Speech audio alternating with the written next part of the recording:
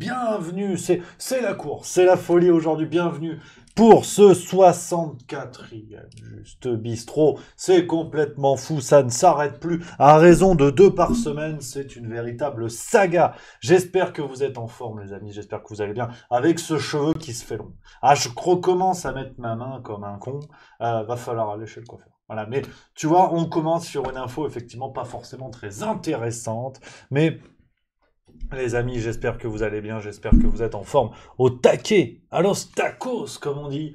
Que du plaisir de vous retrouver aujourd'hui avec beaucoup d'actualités, vous le savez. Une semaine de zinzin, je vous l'ai dit hier, mais là ça se confirme. Ah, on a vidéo surprise qui sort ce soir. Ah, je me suis mis dans une enquête tout seul. Tout seul, je cherchais et j'ai trouvé un truc qui pue du cul quand même. Ah, vénère, donc vidéo surprise, soyez là à 18h, je peux pas encore vous en parler, on est dans les derniers détails, j'ai même pas tourné, aujourd'hui c'est n'importe quoi. Je vais rentrer chez moi à 23h30, la gueule comme ça, mais c'est pas grave, parce que on est ensemble, on se fend la gueule, et ça c'est important, on est tous ensemble les copains, avec ce Juste Bistrot où il y a beaucoup de choses à dire, on va se mater la bande-annonce de Astérix, le nouveau qui sort au Cinoche. Oui, alors, j'ai décidé ça il y a 4 minutes en faisant couler mon café, parce que sinon on va devenir fou en fait. Donc on va mettre Astérix, puis je vais vous parler un petit peu d'un film que j'ai vu ce week-end, et il va y avoir une chronique sur Juste Culture. J'ai adoré, un film incroyable, l'un de mes meilleurs films préférés de tous les temps. T'as vu, je l'ai dit avec aplomb, hein. Donc non, c'est très sérieux. Je vais vous en parler. On va papoter de l'actu parce que bon, c'est le but du jeu. On n'est pas non plus une chaîne de tricot, mais faut se détendre. Hein, on est trop sérieux. Regarde, j'ai une chemise. Alors normalement le week-end j'ai un maillot du Real Madrid est terminé. Donc voilà, on va se détendre un petit peu aujourd'hui. Bonjour à tous les copains, tout le monde est là. Il y a Bribri 988, Alex 974, il y a Jean Orange 69, il y a Mathieu Flex, l'Unico là, le biscuit corps, j'ai vu mon bignat, Bamevla que j'embrasse, il y a Matt Le Z, il y a tous les copains qui sont là. On est parti, voilà, on se détend. Oh, ça va. Hein, on peut déconner, on peut papoter. Parce que c'est vrai qu'en ce moment, l'actualité, alors ça part dans tous les sens, hein. Même des gens que je suis et tout ça. euh, Là, c'est comment qu'il s'appelle? Fabrice Divisio, maître Fabrice Divisio. Et au tribunal aujourd'hui, sombre histoire et tout ça. Et il s'est comparé avec Klaus Barbie. Alors, j'ai pas compris. J'ai pas compris. Je vous mets la vidéo. Alors je sais pas, honnêtement le contexte, je suis un peu passé à côté. Donc on va s'écouter ça ensemble. C'est l'actu, c'est du pur jus. Regarde, paf. Euh, j'ai pas tout compris, dites dans le chat si vous avez le contexte de ce procès-là. J'ai pas tout compris parce que... expliquez-moi dans le chat, mais on se mate quand même la vidéo. Premier incident à peine arrivé, nous avions prévenu à la demande donc, du président du conseil de discipline qui est autre que l'avocat de Gérard Darmanin, nous avions prévenu que nous aurions du public. C'est un droit hein, en France. Il y a une grande salle dans la maison de l'avocat qui permet d'accueillir jusqu'à 200 personnes. Ils ont limité les capacités d'accueil à 30 personnes et ont déployé des CRS partout sur la place de façon à limiter les conditions d'accès. Nous ne prendrons pas l'audience dans ces conditions. En France, les audiences sont publiques.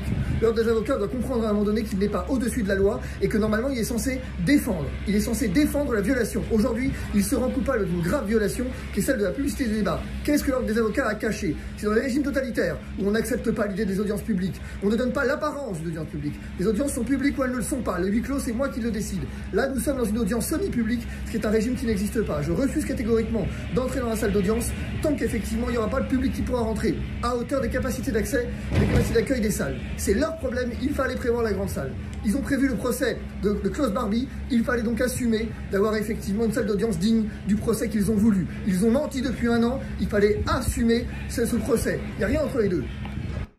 Oui, pas content. Pas content, maître Divisio. On réagit à chaud parce que c'est vrai que j'ai pas suivi cette affaire. Et alors, merci aux copains. Il y a mon Ben Talagan qui dit Divisio est poursuivi pour vulgarité pour s'être lâché un peu sur les plateaux de TPMP, poursuivi par l'ordre des avocats. Ok. Ah, je savais pas. Je savais pas, ok. Non, je découvre avec ça, cette affaire. Je vous avoue que j'étais passé un petit peu à côté. Bon, bah pourquoi pas. Hein. Oui, en même temps, vulgarité. C'est vrai que vulgarité chez Touche pas à mon poste, il a dû être vachement vulgaire, parce que c'est vrai que c'est pas non plus les perdreaux de l'année là-bas. Mais il y a pas l'extrait, vous avez pas l'extrait de ce qu'il a dit, parce que je cherche ça avec vous, mais j'ai pas vu, ouais. J'ai pas vu. Ok, bon, bah écoute, on va voir, hein, faire à suivre. Ça, bah, de toute façon, touche pas à mon poste, de toute façon, maintenant, c'est un tribunal, en fait. C'est un tribunal, parce que c'est vrai que euh, euh, ils reçoivent des gens qui sont dans des affaires, tu sais. T'as vu les Dalton qui faisaient des rodéos urbains, les types étaient invités sur Touche pas à mon poste. Ça, j'ai toujours pas compris, hein. Parce que moi, je suis policier, je me mets à la sortie des studios, tu sais, puis t'attends, tu fumes une clope, puis ils arrivent, en fait. Et non, non, non. Donc, non, mais c'est vrai que ça me paraît énorme, cette affaire. Si c'est juste pour de la vulgarité, ça me paraît quand même énorme, hein. C'est fou, quand même. Tu vois, non, comment je suis déjà estomaqué. Ah ouais, I am stomachated. Un peu, quand même. Parce que, ouais, c'est... C'est fou. Et apparemment, c'est vrai qu'il y a des... Tu vois, je suis sur Twitter, hein. Il y a des trucs, apparemment... il y a des CRS parce qu'il y a aussi les procès au même endroit. Des attentats de Nice, c'est Charlie, apparemment. Je sais pas, c'est sur Twitter qui se dit. Moi, tu sais, je sais pas, hein. Moi, je regarde, hein. Je suis, je suis humaniste, moi. Donc, ouais. Ouais, apparemment, l'entrée de l'édifice où se trouve la meute de division correspond au procès de l'attentat de Nice. Je sais pas. Non, c'est. Tu sais, moi je pêche par naïveté, mais volontiers aujourd'hui. Parce que l'actualité, tous les jours. Je vous mets des petites pépites aujourd'hui. Aujourd'hui, on se va se mater des petites vidéos. Hein, pour se fendre la gueule, parce que bah, on arrive de plus en plus, et ça c'est intéressant, parce que parfois on fait des grands raisonnements tous ensemble, et on papote et tout ça, mais j'ai l'impression qu'il y a de plus en plus de séquences qui à elles-mêmes résument une situation. C'est que on glose, on parle pendant des heures sur des situations pour essayer de comprendre, de bidule, de machin et tout, et il y a de plus en plus de petites séquences qui résument tout. Celle-là, vous l'avez peut-être déjà vu passer, mais on se fait plaisir. C'était le grand reporter Régis Le Sommier face à Bernard-Henri Lévy sur Europe 1, CNews, Les Échos. C'était il y a quelques jours, que du plaisir. Je m'inquiète un peu pour votre vie, parce que je suis allé du côté du front russe. Je suis avec un gilet pare-balles et avec un casque en permanence. Pourquoi vous ne portez pas votre casque? On vous voit toujours sur des photos. Là, j'ai vu que vous aviez un gilet pare-balles. Pourquoi comment l'armée ukrainienne vous amène-t-elle sur le front sans casque? On se bat. C'est plutôt qu'on est comme une espèce de poste avancé, quoi. Dans le cas que... Comprenez, une supposition que les Allemands reculent. Crac, on est là. J'ai un très bon ami photographe qui était mort une semaine avant dans cette ville, et là vous ne portiez rien du tout. Pourquoi allez-vous sur les lignes de front comme ça, sans protection? Mais vous savez que vous commencez à m'énerver avec vos questions. Est-ce que je vous en pose des questions ou est-ce que je vous en pose? Ça dépend. D'abord, ça dépend des cas. Oui, ça évidemment, on vous demande de répondre par oui ou par non. Alors ça dépend, ça dépasse. Ensuite, à l'époque à Misrata, aujourd'hui en Ukraine, les gilets pare-balles et les casques sont rares. Il n'y en a pas tant que ça. Vous faites peine à voir. On dirait un cheval qui a raté une haie. Bien sûr. Ah bon, j'en ai pas. Moi, je me balade pas avec dans mes bagages un casque ou un gilet pare-balles.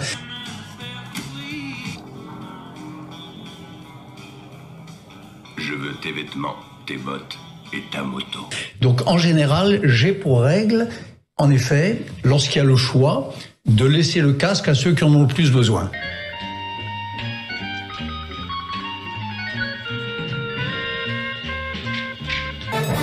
Ah là là, le montage est terrible, c'est l'incorrect qui a fait ça. Le montage est zinzin. Le montage est absolument zinzin avec de bien jolies séquences de films magnifiques.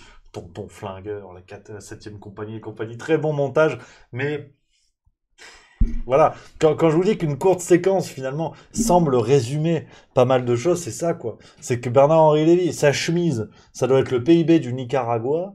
Par contre, il te dit, mais moi j'ai pas de truc. Enfin, c'est lunaire quoi. C'est lunaire, hein. Le mec, c'est Gandalf le Blanc, quoi.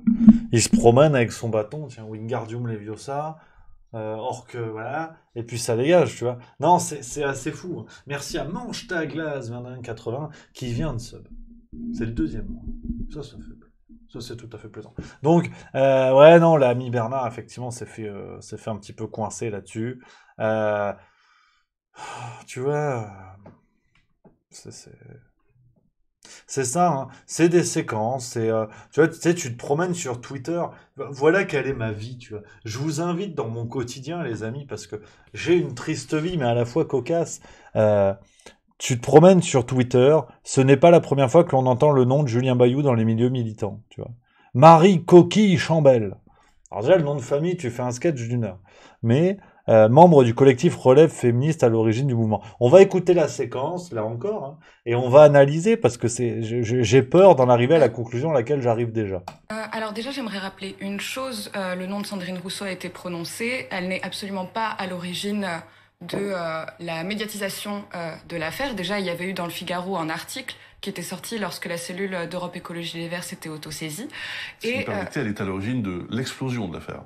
C'est pas de notre faute si, sur le plateau de C'est à vous, on lui a posé une question suite au tweet que nous avons lancé. Évidemment, mais c'est ensuite parce que son témoignage est sur une grande chaîne, dans une émission très suivie, que d'un seul coup, ça fait autant de bruit. J'entends. Mais ce qui se passe aussi, c'est qu'au mois de juin, donc on est d'accord que l'article sur Julien Bayou date de juillet. Au mois de juin, pendant les législatives, il y a des militantes de la 5e circonscription de Paris qui sont allées prendre des tracts de Julien Bayou pour écrire prédateur dessus. Donc c'est pas la première fois qu'on entend le nom de Julien Bayou dans les milieux militants sous des accusations ou des suspicions.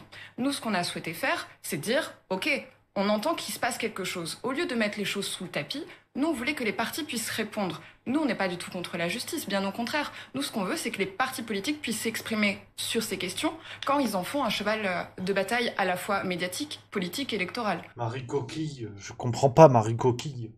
Non, mais Allez, c'est parti, je voulais pas, j'étais détendu, mais c'est Marie Coquille, vous voyez ça avec elle. Non, mais Coquille, qu'est-ce qui se passe, Marie Coquille? Coquille Chambel, parce que, oh là là, je comprends pas. Ah, il y a de la grognonnerie. Je comprends pas, parce que tu vois, moi j'en étais resté. En France, il y a un acte délictueux ou criminel, enquête, condamnation, s'il doit y avoir condamnation. Et là, Marie Coquille, elle nous dit, on a eu vent des comportements de Julien Bayou, donc de comportements potentiellement répréhensibles. On peut imaginer peut-être des agressions sexuelles, peut-être du harcèlement, des agressions sexuelles, en tout cas des actes répréhensibles. Et Marie Coquille, elle nous dit, on a écrit sur des tracts prédateurs. Oui, mais Marie Coquille, ça ne marche pas un dessin devant un tribunal. Tu peux pas arriver, monsieur le juge, bonjour, j'ai fait un dessin. Marie Coquille, il faut défendre les femmes. Tu défends pas les femmes avec un dessin, Marie Coquille. Donc, si il y a un acte répréhensible, su et connu de la part de Julien Bayou, c'est au tribunal qu'il faut aller. C'est pas chez Cultura, au rayon crayon gras, Marie Coquille. Merci à Sabouleux qui vient de Subprime, c'est 4e mois, ça fait plaisir. Mais là, on parle de Marie Coquille. Donc, si vous voulez, moi, au bout d'un moment, j'arrive plus à suivre, quoi.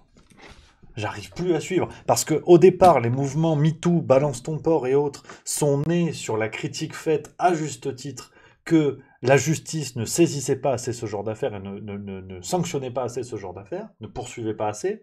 Et là, aujourd'hui, on veut saisir la justice en faisant des dessins. Enfin, plutôt que de saisir la justice, on fait des dessins. S'il y a des femmes qui sont venues faire des signalements auprès de ces associations féministes et autres, ben c'est un tribunal qu'il faut aller voir. C'est pas une feuille canson. Moi, je sais pas. Donc, c'est vrai que c'est chiant parce que c'est sûr que c'est dans le milieu écolo. À gauche, extrême gauche. Plus extrême, c'est la Colombie. Et c'est vrai que, ils sont emmerdés parce que c'est eux, au départ, qui ont la bannière de la morale, comme ça. Donc, Marie Coquille, il faut faire quelque chose, quoi. Comme quoi, hein, y a de mauvaises bêtes sous tout poil. Hein. C'est pas parce que tu fais du compost à ta fenêtre que tu vas pas violer des femmes, hein, malheureusement. Hein. Ou que tu vas pas être un salaud, malheureusement. Merci à Copain Romain qui vient de Subprime, c'est le 6e mois, magnifique. Donc, au bout d'un moment, j'aime bien voir ces gens, ces personnages médiatiques, politiques, associatifs, tous bords confondus d'ailleurs. J'aime bien les voir se prendre les pieds dans le tapis. Tu sais, où ils essaient de se couvrir tant bien que mal. Au bout d'un moment, bon, Julien, range ta zigounette et dégage, parce que là, ça se voit. Et ils sont emmerdés, parce qu'ils le savaient très bien, ils l'ont couvert. Visiblement, ils l'ont couvert. Et puis, t'as des réactions, faudra y revenir. J'ai pas eu le temps de l'intégrer dans le script de La Farce Tranquille, mais faut que je bosse vraiment sérieusement là-dessus, parce que Sandrine Rousseau, au début, elle me faisait marrer. Plus ça va, plus elle commence à m'inquiéter, cette dame. Parce que... prof d'université qui confond les dates de vie des économistes et qui dit qu'un économiste a inspiré d'autres qui étaient morts avant lui. Donc déjà ça m'inquiète. Merci à Santorus66 qui a seum. Ça c'est magnifique.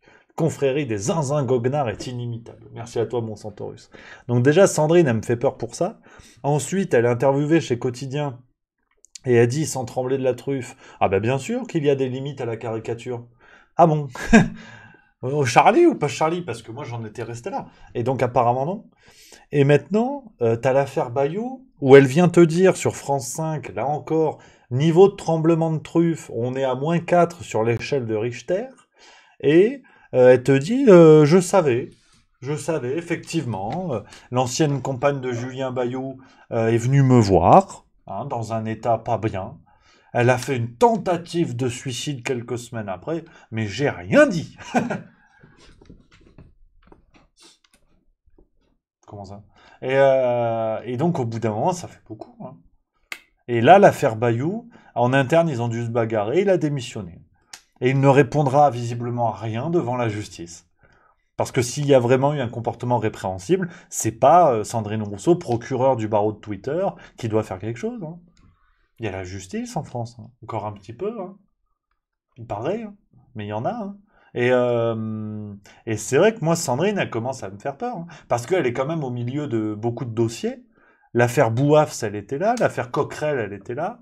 L'affaire Bayou, désormais, elle est là. Et il n'y a jamais de problème. Enfin, moi, il commence à m'inquiéter, là, les Clémentine Autain, Sandrine Rousseau et compagnie, parce qu'au départ, bien sûr que la cause est plus que louable et nécessaire, mais est-ce qu'on peut se poser quand même la question de si ces gens-là, en l'occurrence des femmes, féministes engagées et avérées, est-ce qu'on peut se demander si elles aident réellement la cause des femmes maintenant? Parce que si lutter contre les violences faites aux femmes, c'est dire... taisez-vous, pas de vague, et on va virer les responsables après une enquête interne, je suis pas sûr que ça aide beaucoup les femmes, et je suis pas sûr que ça permette réellement de calmer les ardeurs des agresseurs qui sont encore à l'intérieur des partis. Et donc moi, je commence à me dire, au bout d'un moment, la déconstruction, c'est bien, mais il s'agirait de construire un véritable engagement un jour, Parce que... alors c'est bien après d'aller faire la bagarre intellectuelle contre un Romsteak. Ça c'est bien. Là l'antenne ils ont occupé ça pendant 10 jours. Quand ils se sont bagarrés contre un rôti de porc, là il y avait du monde. Mais par contre pour combattre les vrais porcs, il n'y a plus personne. Enfin les vrais porcs, du coup non, mais les faux porcs, les agresseurs, tu vois.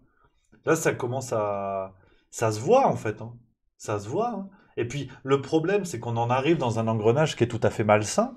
C'est que je pense que à la fois les partis de gauche et d'extrême gauche n'attendent qu'une erreur de leur parti d'opposition, à savoir la République en marche ou la droite et l'extrême droite. Ils n'attendent qu'une erreur du même acabit pour sauter dessus et dire vous avez vu, ce sont des salauds.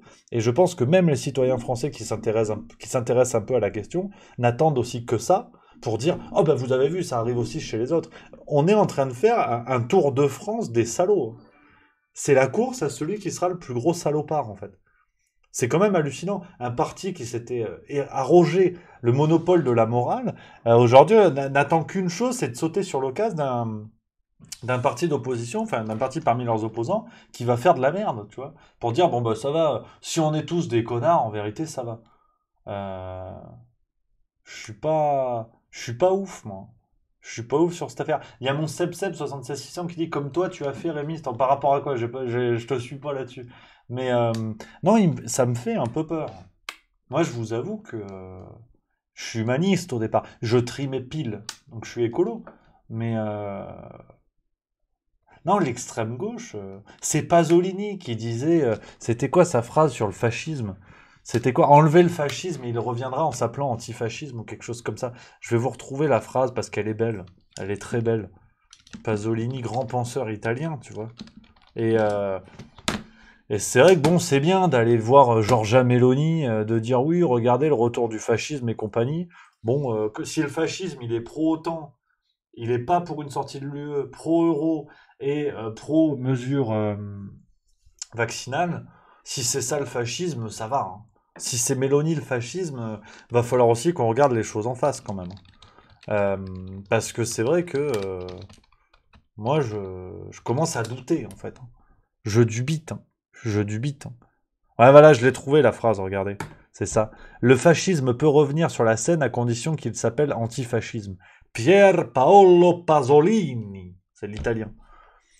Et c'est vrai que Paso, il a pas dit que des conneries. Hein. Non, mais Tolli, grand penseur. D'ailleurs, si vous avez l'occasion de lire les écrits corsaires de Pier Paolo Pasolini, bouquin formidable, vous voyagez un peu en Italie, vous vous faites les écrits corsaires de Pasolini. Derrière, tu te fais les cahiers de prison de Gramsci. Bon, tu manges une petite pâte carbo au milieu parce qu'il va falloir prendre des ressources, mais là, ça va vous faire gamberger. Sur la vision de la société, le rôle réel de la gauche moderne dans le monde politique contemporain, j'en connais quelques-uns qui vont déchausser les morales, qui vont déchausser bon, enfin, toutes les dents, je suis pas dentiste, les molaires, voilà, molaires, c'est ça que je veux dire. Kevin Moller, c'est un handballeur, gardien de handball, il me semble.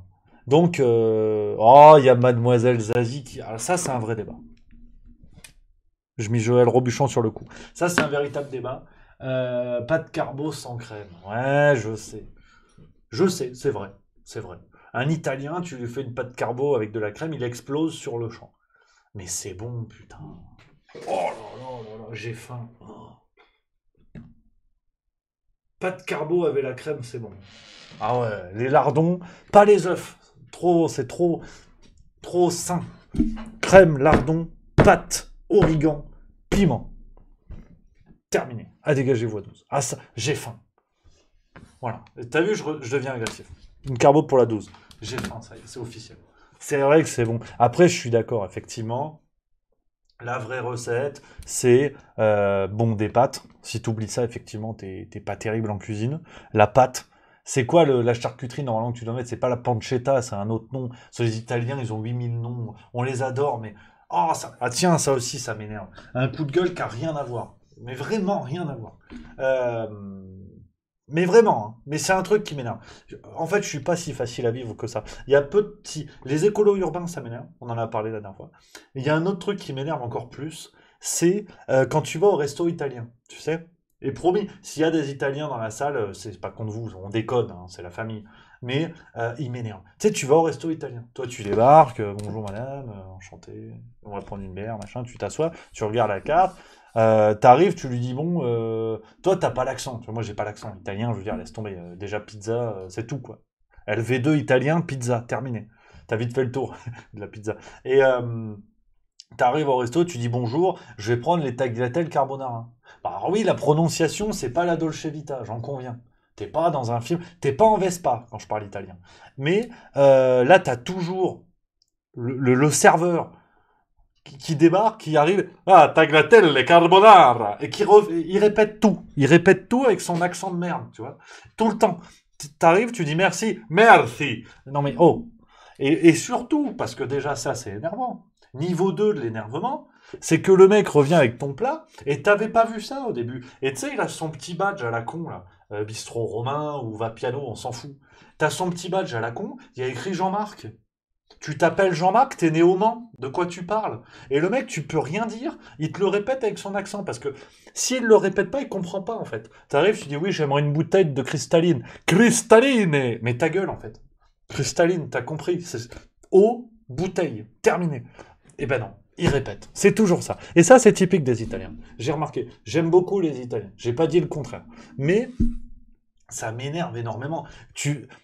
N'importe quel resto au monde, ça se passe pas comme ça. Tu vas chez McDonald's, bonjour, j'aimerais le McBacon et les patatos. Le mec, il te dit pas McBacon cum pasto. Ta gueule, en fait. Il te dit d'accord, ça fera 12,80 € CB sans contact, et tu dégages. À l'italien, c'est toujours ça. Et ça m'énerve. Et je suis très sérieux. C'est pas pour le gag. Ça m'énerve vraiment. La dernière fois, je suis en charmante compagnie et tout ça. Bref, c'est pas le sujet. Elle est pas italienne, Dieu bénisse. Et pareil, je veux la pizza Volcano, je sais pas quoi, son truc à la con, là, avec la saucisse qui pique, là. Ah, pizza Volcano. Je me suis levé, on s'est battu. J'ai été extradé du restaurant. Ils ont dû m'élitroyer. Parce que ça m'énerve. Ça m'énerve. Et c'est pas méchant contre les Italiens. Mais si vous avez des Italiens autour de vous, dites-leur que il s'appelle Jean-Marc. Tu n'es pas italien. Tu n'es pas italien. C'est pas parce que tu regardes Avengers sous-titré italien que t'es romain. Tu n'es pas italien, Jean-Jacques. T'es né au Mans, la Sarthe, la bonne vieille rillette. Donc prends pas ton accent à la con pour nous faire chier. Mais ça me fait chier fondamentalement. Et par contre, le seul moment où il n'y a plus son accent à la con, c'est au moment de payer. Ça, j'ai remarqué aussi. Après, je finis. Après, on va reprendre l'actualité, mais je veux quand même que les choses soient claires. Au moment de payer, Stockard, il arrive avec son petit machin. T'arrives, tu dis par carte bleue. Alors, tu sais, moi, j'arrive, j'attends. Ah, con carte bleue. Oui, bien sûr. Sans contact, ça fera 54,12. Et là, par contre, il n'y a plus d'accent. Là, elles sont où les tomates cerises et l'huile d'olive? Là, il n'y a plus rien. Quand il s'agit de mettre la maille, il n'y a plus personne. Donc Jean-Marc redevient Jean-Marc. Il n'est plus Gianmarco de la Tour de Pise. Terminé, il n'y a plus personne. Bref, excusez-moi pour ce petit coup de gueule. Mais c'est vrai que quand même, faut le reconnaître. Je ne sais pas si vous l'avez déjà observé, mais ça, moi, j'ai déjà remarqué. Donc, non, en ce moment, je suis vif. Je suis en forme et du coup, je m'emballe pour... C'est vrai que fondamentalement, on s'en fout. Hein. Déjà, on a la chance d'aller au resto italien et de manger un bouffe. Déjà, c'est bien. Mais c'est vrai que il y a des choses comme ça qui m'énervent. C'est fou, ça. Non, mais tout le temps. Puis tu prends même des plats dans leur carte à la con qui sont même pas italiens. Tu sais, tu prends une paella pour le piéger, justement. Je vais prendre une paella. Ah, la paella con Harris. Non, mais voilà. Et le mec, ouais, bref. Non, ça m'énerve. Ça m'énerve. Je sais pas si vous pensez ça, mais ça m'énerve. C'est terrible. Il y a peu de choses comme ça qui m'énervent. Ça, c'est horrible. Horrible. Je vais plus au restaurant italien désormais. Plus jamais. Jamais. Ou alors je me fous de leur gueule. Si une fois j'ai fait, mais c'était il y a longtemps, j'étais jeune et intrépide, c'est vrai en plus. Bon, j'avais un petit coup dans le pif, j'étais avec des copains. Ouais. Je me suis fait passer pour un Italien. Les infiltrés. Al Capone. Al Pacino. La Vongole, ce que tu veux. Et j'ai testé le truc. Tu sais, comme ça, oui. Si, la pizza. Et il m'a cramé direct. Bah forcément, il était autant français que moi, donc si tu veux, je suis arrivé. Ah si, la pizza con tomati. Il m'a dit non. Non, pas du tout. C'est la pizza avec des tomates, ta gueule. Parce qu'il voulait pas que je lui vole son rôle. C'est tout. Enfin bon, bref. Non mais passons à autre chose. Tu vois, on part quand même de Pasolini, grand penseur du XXe siècle, à une histoire de pizza. Il se passe beaucoup de choses sur le Juste Bistrot. Je vous ai pas menti non plus. Mais c'est bien ce décalage, tu vois. Gauche, droite, passement de jambes, lucarne. Parce que faut se fendre la gueule. Et c'est vrai que si on replonge un petit peu la tête dans l'actualité, en ce moment, c'est la ville de Nantes. La ville de Nantes qui est dans les radars, c'est assez terrible. Tu vois, la transition, faut s'accrocher. Il y en a qui sont encore à Vapiano comme ça. Non, c'est plus Vapiano, là c'est Nantes. Là, tu vas goûter c'est du plomb. C'est plomb. C'est moins digeste. Et c'est vrai qu'à Nantes, en ce moment, je sais pas si on a des amis nantais qui sont là pour nous faire part de leur témoignage dans le chat, mais ça chie des bulles carrées à Nantes. Apparemment, les faits de violence se multiplient. C'est catastrophique, à tel point que même Sarah El Haïry, secrétaire d'État chargé de la jeunesse, est exprimé là-dessus. Je vais vous mettre la petite séquence parce que pour qu'un membre du gouvernement se mouille, c'est pas évident. Tu vois. La sécurité, c'est une chaîne de responsabilité. Chacun doit prendre sa part. L'État prend une part de sa part, de son action. Vous l'avez rappelé d'ailleurs dans vos propos. Il y a eu un contrat de sécurité intérieure, 70 policiers supplémentaires. Mais la réalité, c'est qu'il y a des faits de violence qui se multiplient. On a vécu un été extrêmement agité. Et moi, je ne souhaite pas continuer à vivre dans une ville où on se pose la question de est-ce qu'on laisse ses enfants sortir, comment ils sont habillés, ces apprentis, est-ce qu'ils peuvent rentrer en sécurité. Et donc, il faut sortir, un, du déni et deux, de l'idéologie.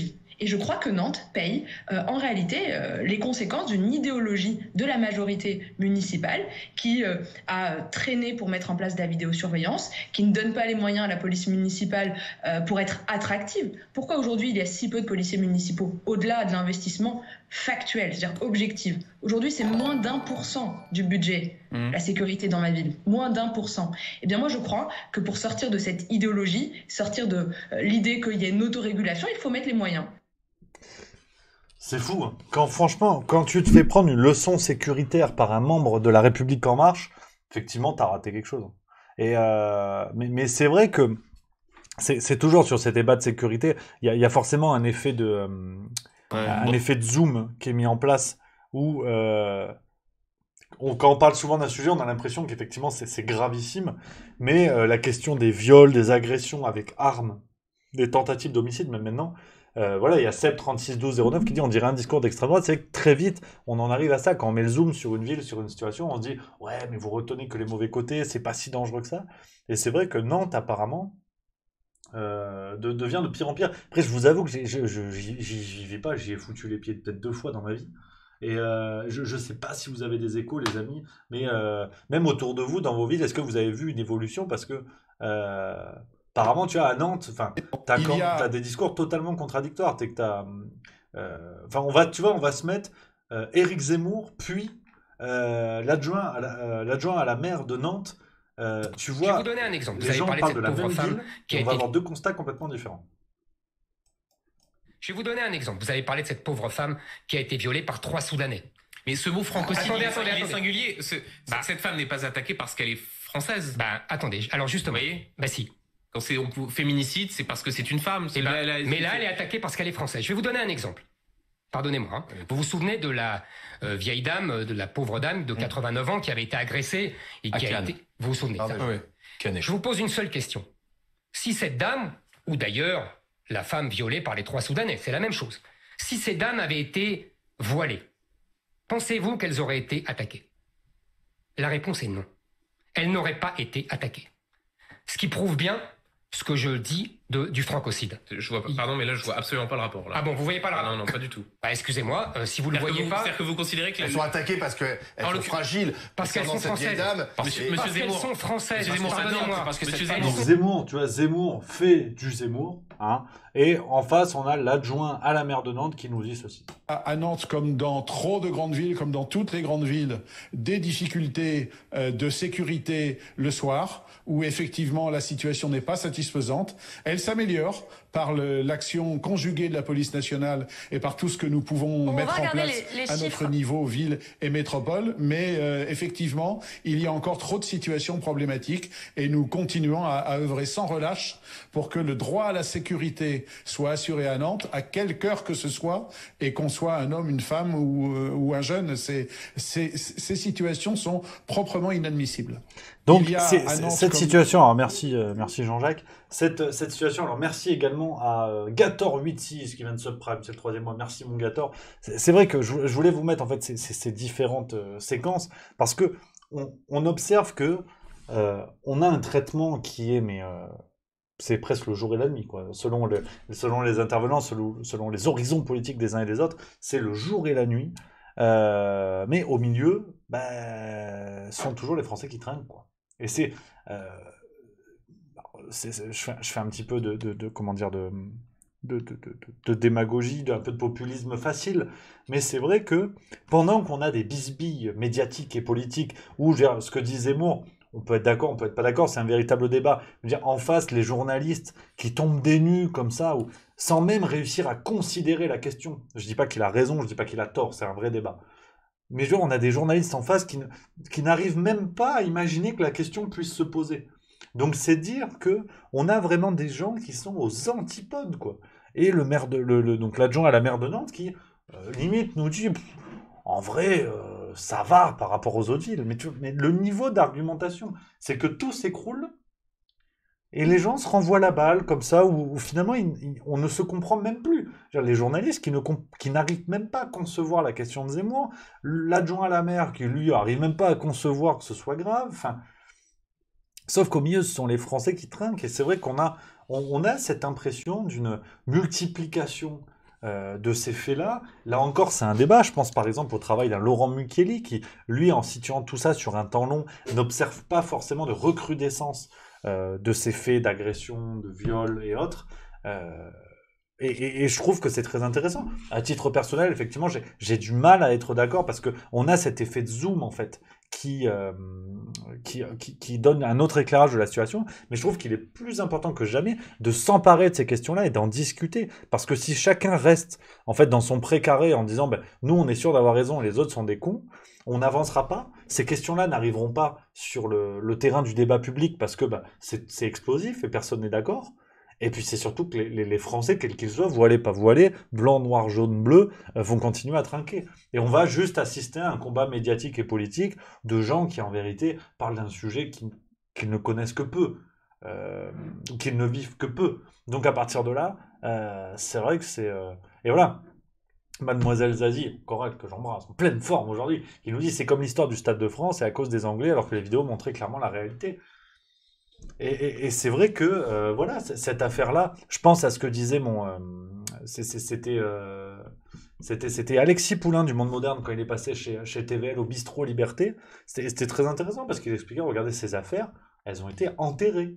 L'affaire du Stade de France a été enterrée. Rappelez-vous quand même par où on est passé. C'est-à-dire que les bandes de surveillance du Stade de France n'ont pas été récupérées à temps. Elles ont été supprimées. Qui est revenu là-dessus ? Qui est revenu sur cette affaire qui est gravissime. Merci à Oboroboxif qui vient de se prime, c'est le deuxième mois, merci beaucoup, qui dit vive nous. Ah bah je suis d'accord, je suis totalement d'accord. Et donc, c'est vrai que pour continuer sur cette affaire du Stade de France, parce qu'il y a Miss Deans qui en parle encore, mais incroyable forme aussi, c'est un article que je vous ai fait hier sur le site internet de Juste Milieu, c'est par là, demandez le programme. L'ex-préfet de police de Didier Lallemand, vous vous en rappelez, hein, doublure lumière sur le Seigneur des Anneaux. Bah, c'est vrai qu'il fait un or que le budget maquillage, c'est 0. Il a été recasé par Emmanuel Macron. Il a été, regarde, je vous le dis, nommé secrétaire général de la mer, suite au Conseil des ministres hier, 26 septembre. Voilà, donc on a un homme qui non seulement ne répondra pas de ses actes, ne répondra jamais de ses actes, et en plus a été recasé. Donc, on redevient un petit peu grave. Je t'ai fait mon sketch sur les pizzerias et les restos italiens. Mais si on redevient sérieux 5 minutes, ça commence à faire un faisceau d'indices trop large pour simplement considérer que la France n'a pas changé. Que, en tout cas, la République française n'a pas changé. Comment appelle-t-on un État où les membres des élites vivent en vase clos, ne répondent plus à la justice, sont recasés dans les plus hauts postes de la République ? Comment appelle-t-on un État où on a des scandales d'État, et je pèse mes mots, qui se multiplient dans un silence assourdissant avec une couverture médiatique de plus en plus évidente? Comment appelle-t-on un État où des décisions sont prises en contournant le Parlement, donc les plus hautes instances démocratiques que peut compter notre pays? Au bout d'un moment, je ne suis pas sûr que la réponse à ces questions-là, et des questions qui s'empilent, soit une démocratie, en l'occurrence la démocratie française. Et je prends par exemple ce qu'a dit le Premier ministre malien par intérim, que je ne dise pas de bêtises, Maïga, devant l'ONU. Je vais vous diffuser son discours parce qu'il est très intéressant. Pour une fois que c'est l'Afrique qui fait un pays africain qui fait la leçon à la France, je trouve ça intéressant de le relayer. Et c'est devant la tribune de l'ONU, Abdoulaye Maïga, Premier ministre intérimaire, République du Mali. De retirer la force Barkhane du Mali, mon pays a été ensuite poignardé dans le dos par les autorités françaises. La précision est d'autant plus utile que nous refusons tout amalgame avec le peuple français que nous respectons. Les autorités françaises, profondément anti-françaises, pour avoir régné les valeurs morales universelles et trahi le lourd héritage humaniste des philosophes des Lumières, se sont transformées en une junte au service de l'obscurantisme. Je répète, les autorités françaises, profondément anti-françaises, pour avoir régné les valeurs morales universelles et trahi le lourd héritage humaniste des philosophes des Lumières, se sont transformés en une junte au service de l'obscurantisme. Je répète pour une dernière fois.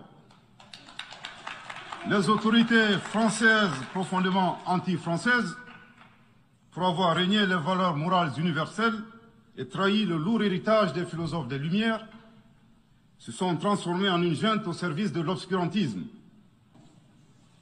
Monsieur le Président, eu égard à la gravité des faits commis par la junte française, le Mali, dans sa lettre en date du 15 août 2022, a demandé la tenue d'une réunion d'urgence du Conseil de sécurité des Nations Unies. Cette réunion a pour objet de permettre au Mali de présenter les éléments de preuve en sa possession, démontrant que l'armée française a agressé en de maintes reprises mon pays, en violant de manière répétitive et fréquente l'espace aérien malien, sans autorisation des autorités maliennes, et parfois en falsifiant des documents de vol. Plus grave, Monsieur le Président, le Mali sera en mesure de prouver que la junte française a fourni des renseignements et des armes à des groupes terroristes. Des déclarations lourdes, très lourdes de sens, mais disons que le clin d'œil historique est assez terrible pour la France, parce que, et bravo, et coup de chapeau à Abdoulaye Maïga, mais quand on voit en fait que la période des philosophes des Lumières a coûté à l'Afrique, parce que quand même, merci à Alexandrine59 qui vient de subprime, c'est le 5e mois d'abonnement, merci beaucoup. Quand on voit que cette période des Lumières, en France, sur laquelle on se gargarise depuis des décennies, c'est quand même dessiné au moment où la traite négrière était à son apogée. Combien de philosophes des Lumières, je pense notamment, je ne veux pas dire il y en a notamment sur lequel je m'étais renseigné, c'était très intéressant, combien de philosophes des Lumières avaient des billes dans des sociétés qui prenaient part au commerce triangulaire. Donc l'Afrique a payé un lourd tribut au commerce triangulaire, je veux dire, bien sûr que c'est rien de le dire, et aujourd'hui on a le Premier ministre par intérim malien qui vient saluer l'héritage des Lumières et justement reprocher au pouvoir français de ne pas le respecter, d'avoir trahi cet héritage-là. Donc,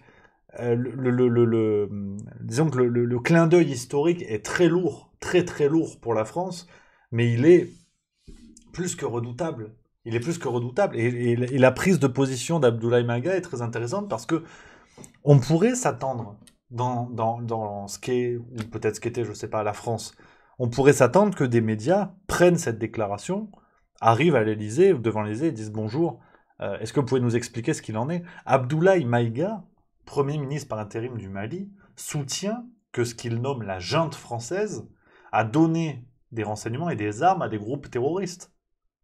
Où sont les médias qui se sont emparés de ce discours-là, de ces déclarations-là, pour demander des preuves, sachant qu'Abdoulaye Maïga se dit se tenir disponible pour apporter des preuves. Ça commence à faire très lourd. Ça commence à faire très lourd. Et donc, je suis étonné, en fait, merci beaucoup à IMD80 qui vient de sub, merci beaucoup. Je suis vraiment étonné de ce silence assourdissant autour de cette déclaration qui est gravissime. Et Abdoulaye Maïga dit détenir des preuves. Où sont les journalistes d'investigation sur cette affaire-là, quoi? Sur cette affaire-là. Et puis, qu'on soit bien d'accord, c'est une question que je soulève. Bien évidemment, j'ai aucun élément de preuve, aucun élément précis sur ça. Mais si on en est là, merci à Meldrepoulpe qui vient de sub. T'as vu, j'ai réussi à le prononcer du premier coup. Merci à Meldrepoulpe. Si on en est là, c'est-à-dire du Premier ministre malien, donc le Mali, un État central d'Afrique, qui dit détenir des preuves de ces agissements terribles, mais que peut-on imaginer, en fait, sur le pouvoir d'Emmanuel Macron? Enfin, jusqu'à quelle compromission s'est-il rendu? Parce que ça devient quand même... ça devient lourd, quoi. Ça devient très lourd, d'autant que... Moi, disons que j'ai autant de doutes que les médias français. Par exemple, on a vu des médias... Je vais vous retrouver, comme ça on peut en papoter. Regardez, vous allez voir où je vais en venir. Regardez... tac. Voilà, c'est BFM TV. Hein. BFM TV, regardez, c'était le 23 septembre 2022.